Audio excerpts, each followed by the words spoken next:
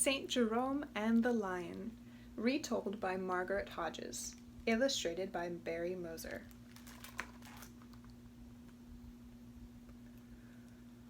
I could never tell all that is remembered about St. Jerome, that great man who lived long, long ago in the little town of Bethlehem. But I will tell you one story that has come down from those old days, never forgotten because it seemed like a miracle, because of the lion. Bethlehem was a holy place.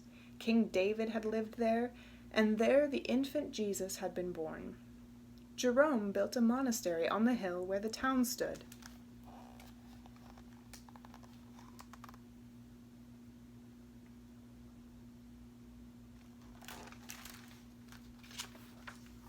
And monks gathered around him, living like brothers with Jerome as their father. Behind the white walls each had a narrow cell, and each had a task to do. One cooked the soup, one baked the bread, one tended the grapevines and olive trees. Some plowed the monastery fields, sowed the wheat and gathered in the harvest. Even the animals had work, suited to their natures.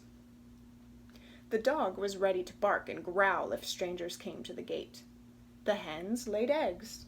The sheep gave wool for the monks' robes, and the donkey went with one of the brothers to bring back baskets of firewood. As for Jerome, he governed the monastery by day and at night worked late at his desk. He was translating the Bible into Latin, the language understood by most people who could read. The work was long and hard.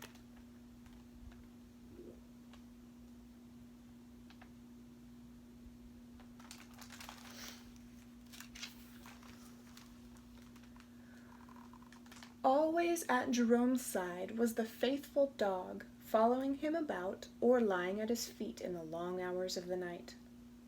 One evening, just as the brothers were about to sit down to their supper, they heard furious barking in the courtyard, and in rushed the dog, running to Jerome, pawing his knees, tugging at his robe. As Jerome followed the dog, the brothers left the table and peered fearfully out into the courtyard.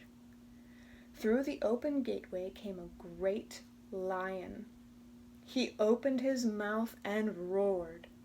Away went the brothers, fleeing for their lives. Who could blame them? Some ran into their cells, some into the chapel. The dog trembled at the huge open mouth and sharp teeth of the lion. He hid himself behind Jerome's robes. But Jerome did not run for safety. He saw that the lion was limping on 3 paws.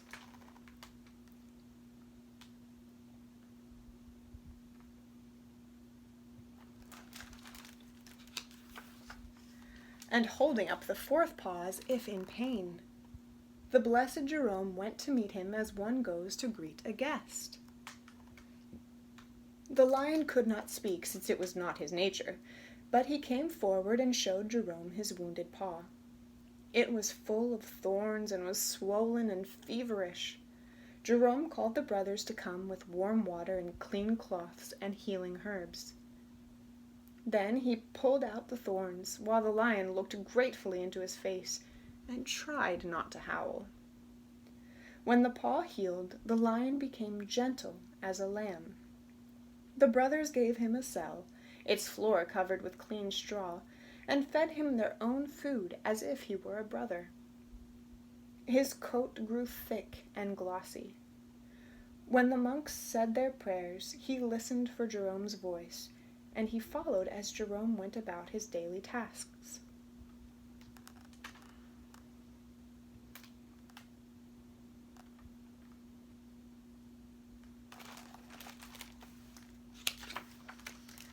At night, he lay by Jerome's desk, his golden eyes watching the pen move across the paper, page after page. But the dog was suspicious. To him, the lion was an enemy who had taken his place. When at last the brothers turned the lion free to go back to his own wild world, he would not go. "He cannot stay," said one brother. "The Bible says that the lion shall eat straw, but this one eats more meat than we do, and he does no work. What work can a lion do?" But another said, "He could guard our donkey when she grazes in the forest pasture." "Let him stay," said Jerome. "God could have healed the lion's paw without our help. He must have sent his creature to us for our good. In time we shall know why." So it was agreed.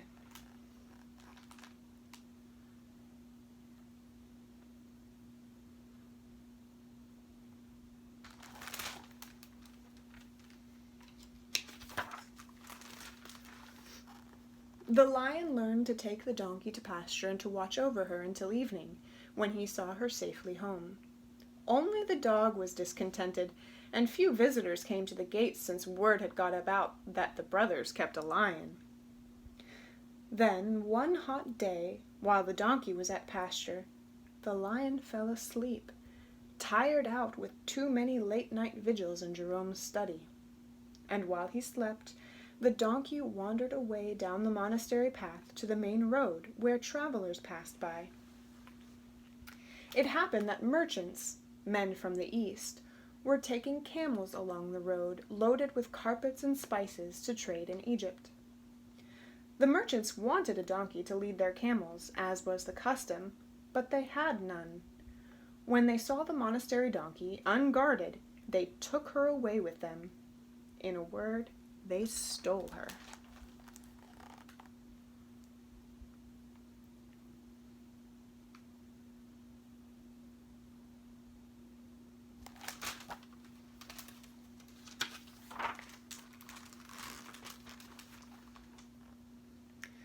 Too late the lion awoke.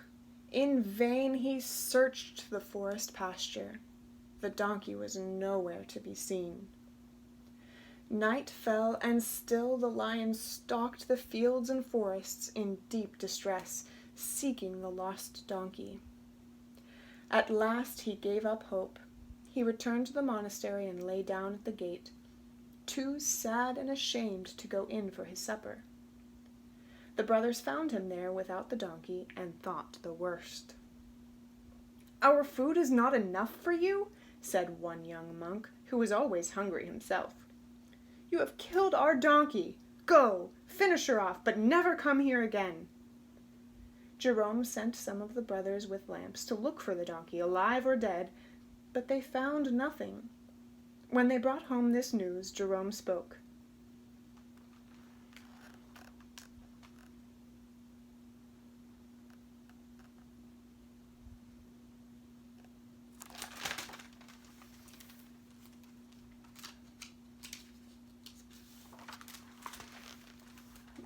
"Brothers, we have lost our donkey. But do not nag at the lion and make him miserable.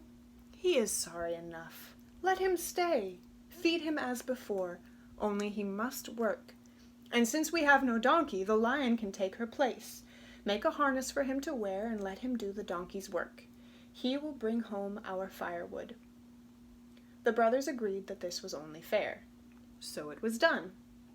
The king of beasts became a beast of burden. He bowed his head and let the brothers strap a harness on his back. Each day he trotted obediently to the forest and dragged home loads of wood for the kitchen fires.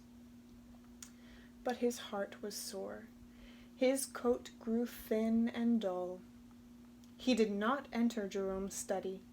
The dog, seeing this, took his old place there while the lion prowled about the forest pasture, hoping against hope to find the scent of the donkey. But it was long gone.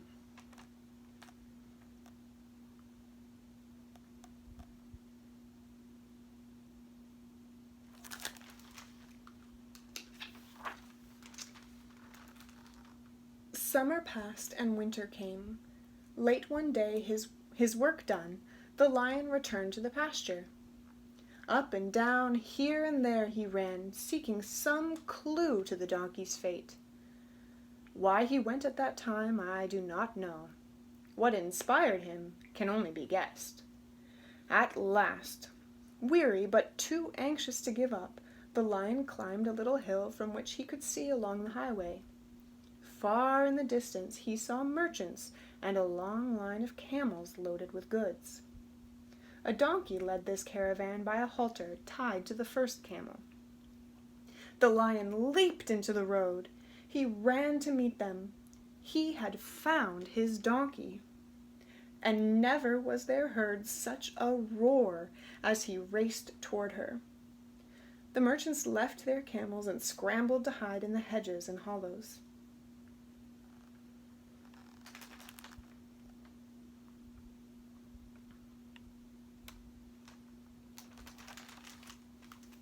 But the lion, dropping his roar to a growl, did no harm.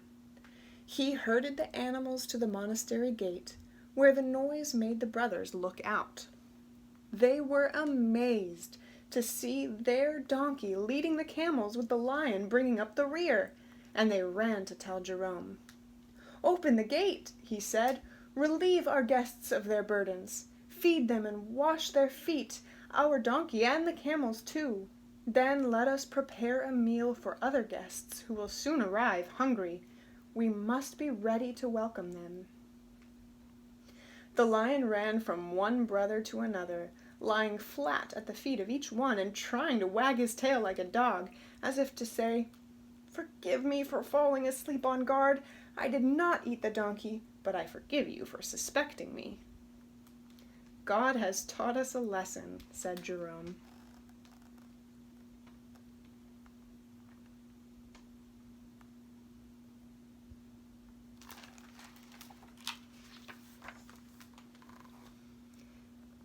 Here is our trusty friend, proved innocent by a miracle. We had judged him guilty without proof. That night the lion and the dog lay down to rest side by side at Jerome's feet. Suddenly the dog barked, and a brother opened the gate. There were the merchants, travel-worn and fearful. When Jerome came forward, they threw themselves at his feet and begged forgiveness for stealing the donkey. But Jerome raised them up gently and said, "Enjoy what is your own, my friends. Only do not take what belongs to others. God is always with us and sees what we do. Now before you go on your way, rest, and be welcome at our table."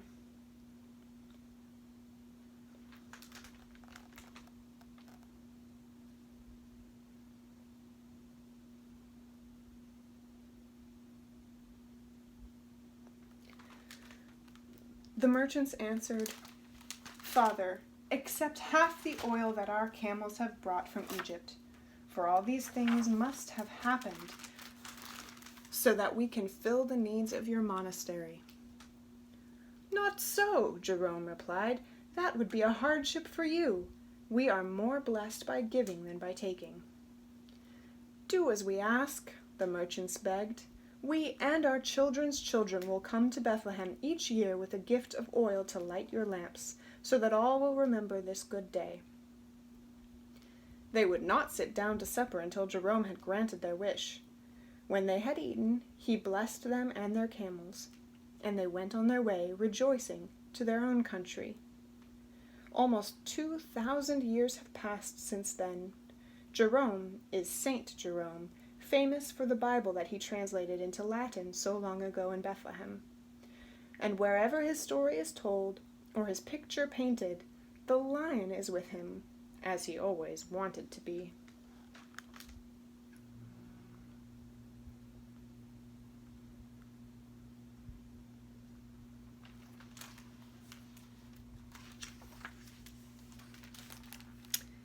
The end.